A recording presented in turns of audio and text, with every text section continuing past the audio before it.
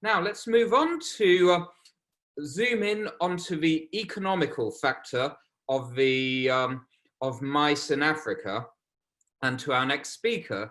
It is only in the last decade that most African countries began actively investing in diversifying into business tourism. The economic impact of the meetings, incentives, conferences, and exhibitions on the continent is unmistakable, especially during this particular time. However, the lack of researched evidence of the impact on the business tourism and the events industry across most African countries presents an enormous challenge when engaging policymakers and other decision makers in our quest to help our industry recover.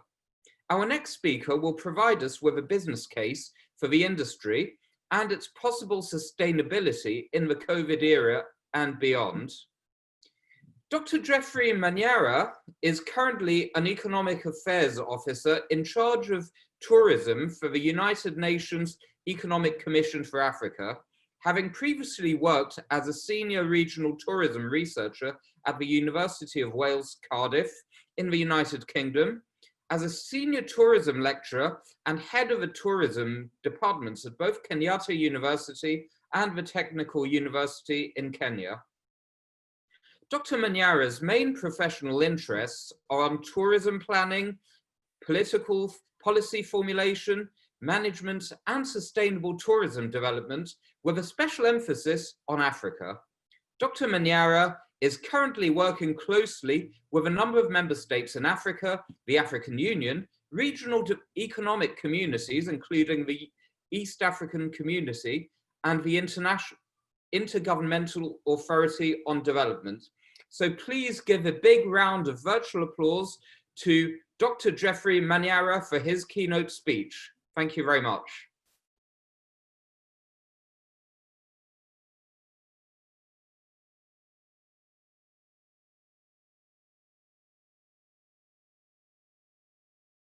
So generally just give like introduction into mice in Africa, look at some of the trends, but more importantly, as you've highlighted, maybe talk about some of the challenges and how this could be addressed.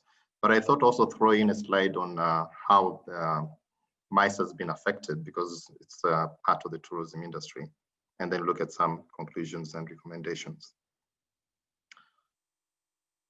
So mice is emerging as a very key tourism sector, or part of the tourism sector, and I think as Jacinta said already, it is actually a very important sector that has for some time, and also as Kevin said, that has been does not receive its rightful recognition, at least in the African continent, up until very recently.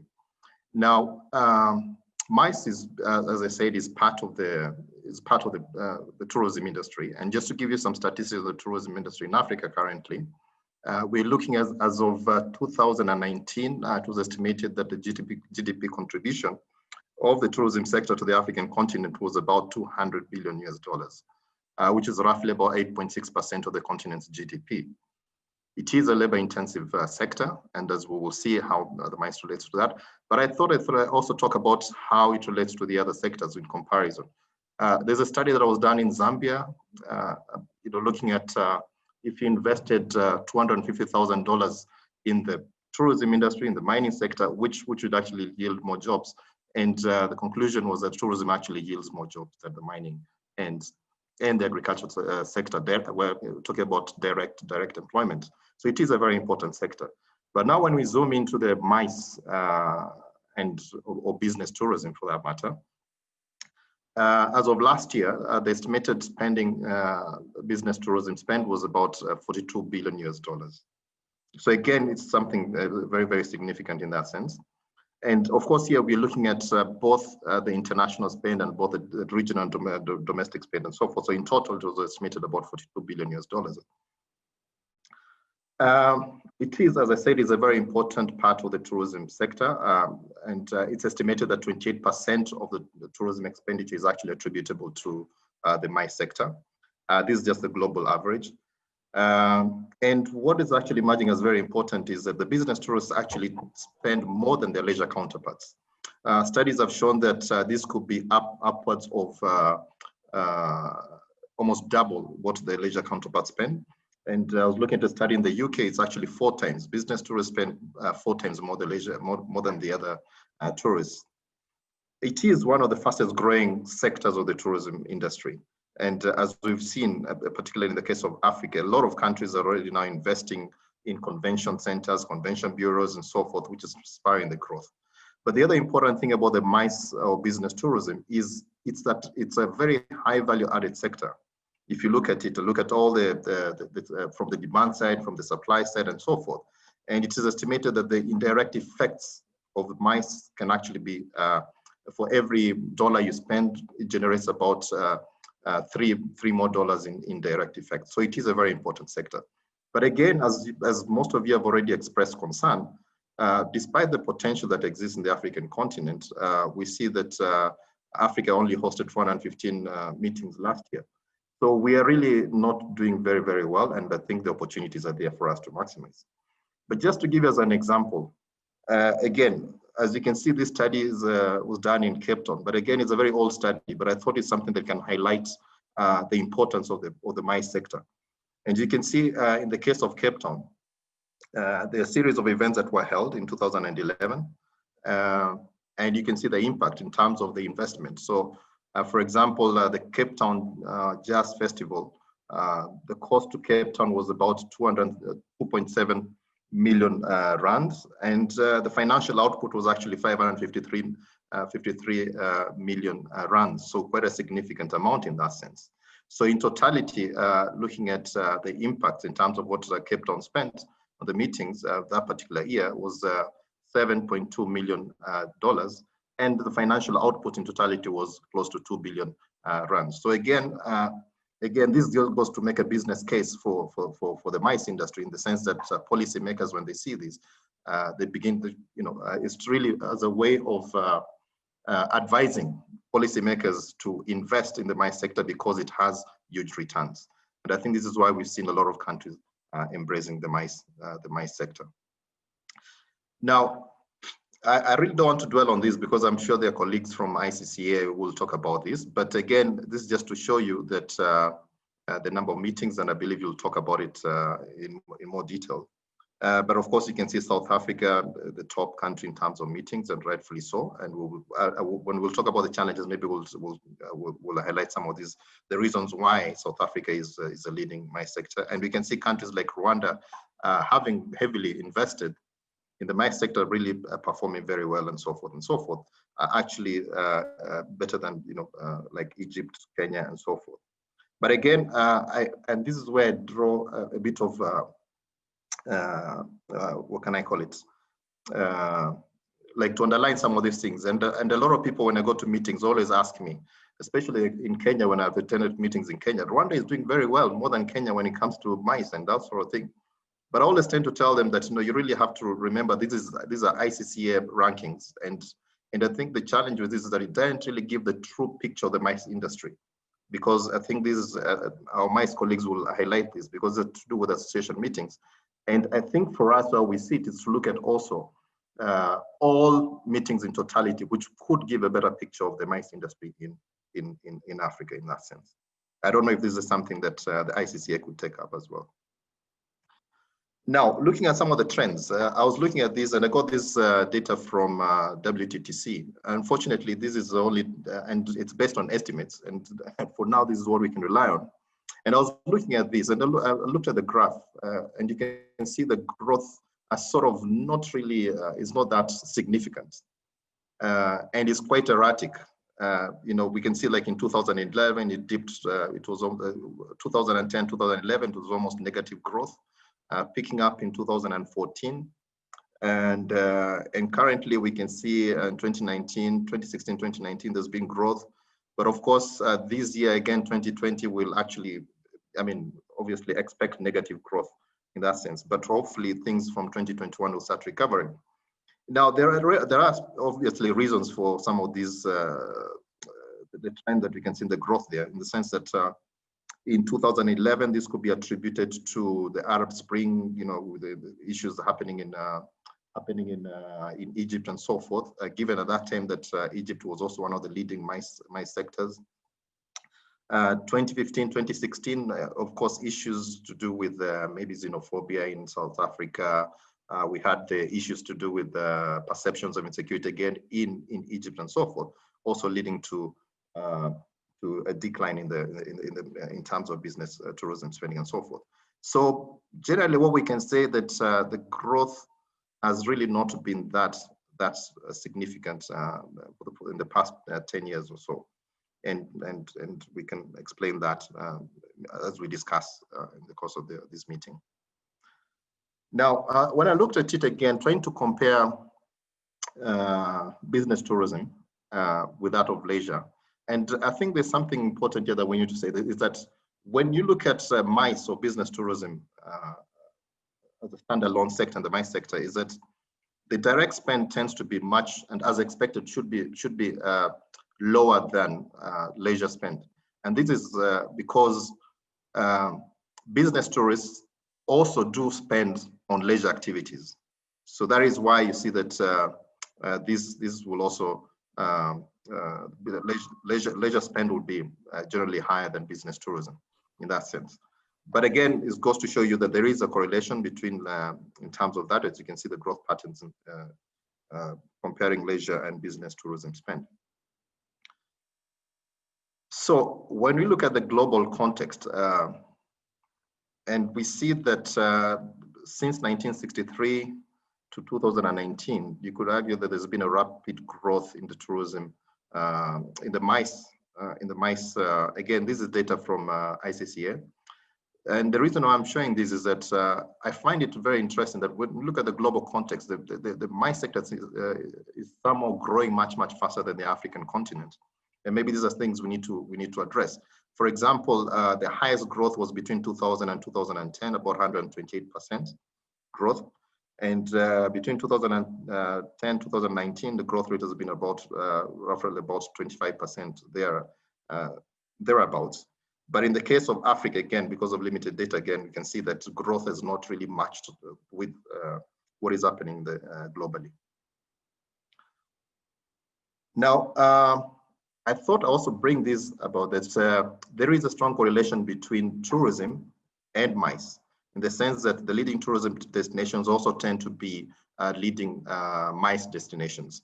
Of course, with the exception of about three countries here, that's Turkey, Mexico, and Thailand. But again, if you look at their ICCA ranking, for example, they're still significantly high in terms of their ranking. So basically, France, as would be expected, is the leading tourism destination. As you can see, when it comes to ICCA ranking, it's at position 3. The US, for example, which last year was a top MICE destination with 934 meetings, again, being ranked at position 3 in terms of the tourism destination and so forth. So the argument would be that when you're doing your promotions for tourism, it's also good to undertake the same level of promotions when you're considering your MICE sector and so forth, because there is a strong correlation in that sense. Okay, challenges facing the MICE sector. Now, I tried to look at these, and I thought that perhaps the Travel and Tourism Competitive Index would present a better picture, just to give us to understand. And I thought I select some of the indices that would relate to the MICE sector. And now I've used a color scheme there to give an indication of where the African continent is not doing very well. And here we're looking at the top MICE destinations in Africa, top 10 MICE destinations in Africa, just to give a sense of where we are. As you can see in terms of ranking, most of these, the Travel and Tourism Competitive Index ranking, the top most ranked country was South Africa at position 53 in the last, this is a 2017 ranking. As you can see, even from the tourism perspective, where most African countries are not doing very well because of the challenges, the competitive challenges they face. The ICT readiness, of course, this is one of the key components of MICE. I think we've had an experience this morning with these technical issues to do with the ICT. But of course, when you have the physical meetings, again, you can see the challenges there. This could do with the costs, with the quality of the facilities and so forth. Then there is also the issue of data. And as I said, this is one of the biggest challenges you're facing, not just in the tourism industry, but of course, in the mice sector, there's hardly any data. As you can see there, South Africa has fairly good data, followed by Morocco, Egypt, and so forth. But the rest of the African member states, they're doing very, very badly. If you look at the case of Ethiopia at position 123 and so forth. International openness, again, this is an area that we're not doing very well. Now, this is to do with connectivity, issues to do with the visa regimes and so forth, which is a major challenge if you're trying to host a major event and so forth, and that tends to be limiting. The issues of price competitiveness, this is something that I think has been improving in a number of member states.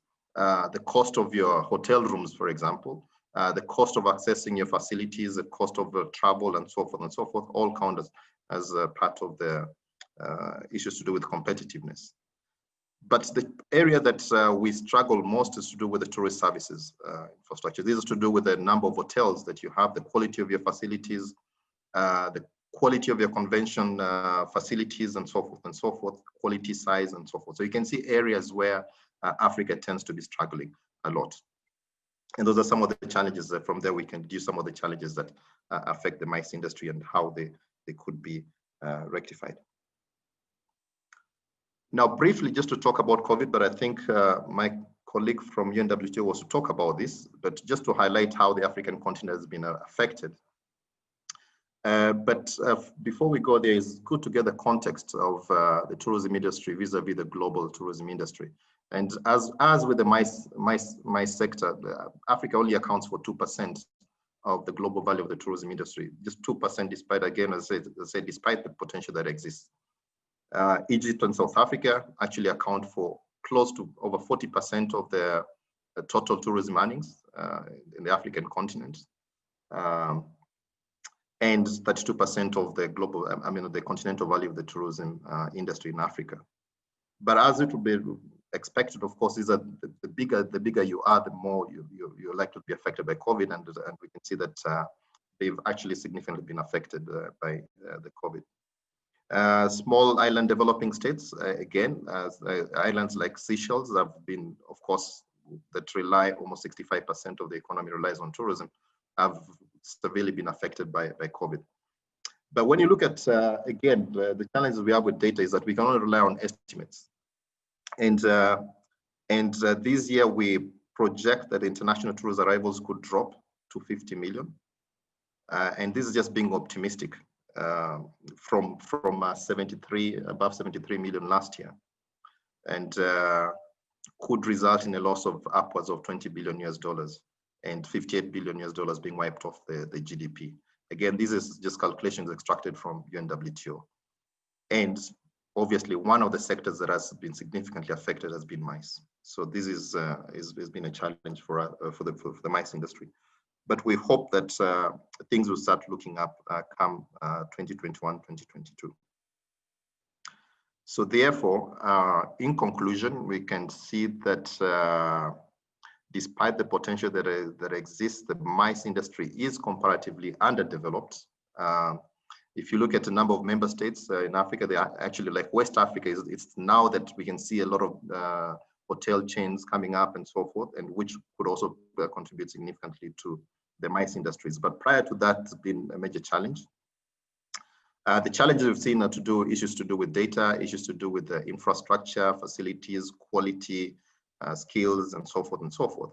And one of the challenges, obviously, with the issues of lack of appropriate data is that when it comes to, and I think I've seen a number of meetings whereby it's very difficult for people from the MICE sector to articulate the impacts of COVID because, it's hard you don't have any data, and so policymakers are not able to come up with corrective measures to mitigate the impacts.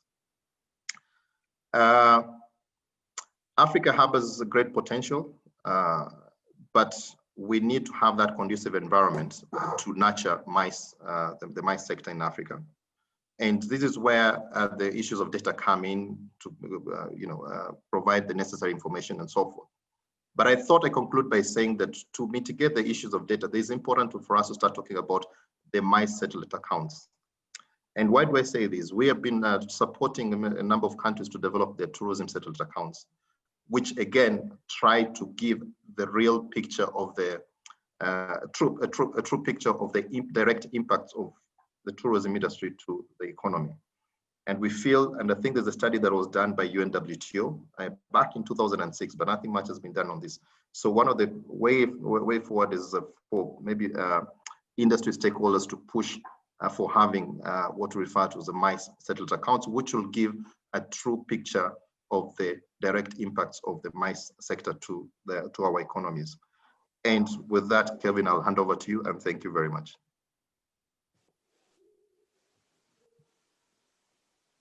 Thank you so much, Dr. Manyara, for this incredibly enlightening and well-researched study on this. I'm sure that all the audience really enjoyed what you were talking about, and have got some great insights on the different aspects of the development of a business in Africa. It seems that there's a huge margin of progress right now for the business, for the MICE industry in Africa, which I believe that right now it's up to all the industry actors to leverage and act on this potential, so we can stop talking about Africa as being the continent that has the most potential in the future, but how the MICE industry can lead Africa in being the continent that actually achieves its potential and move forward.